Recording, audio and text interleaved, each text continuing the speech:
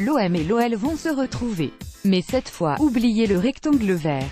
C'est bien devant la commission de discipline que les deux Olympiques ont rendez-vous ce mardi.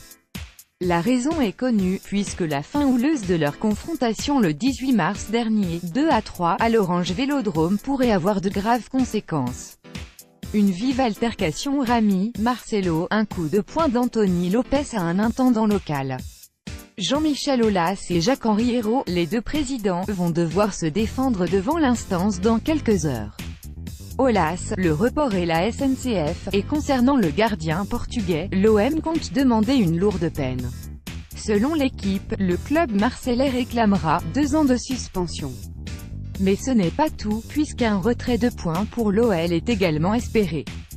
Walid Bahaloul, l'intendant en question, avait reçu une ITT, incapacité temporaire de travail, de 2 jours plus 30 de soins selon la Provence après ses échauffourées.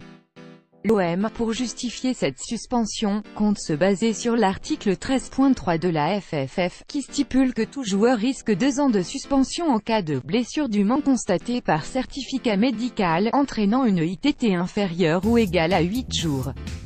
De plus, selon l'équipe, le club marseillais veut prouver que Rami avait été provoqué par les Lyonnais. Pour ce, il a demandé un rapport à un expert en lecture labiale. Jean-Michel Aulas, lui, aurait aimé un report de cette audition.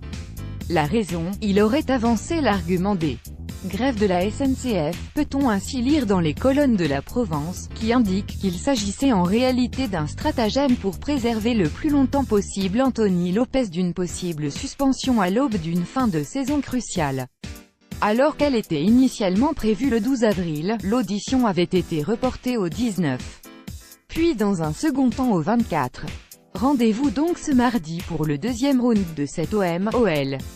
Vidéo, Genesio sur les débordements OM-OL, on a été provoqué.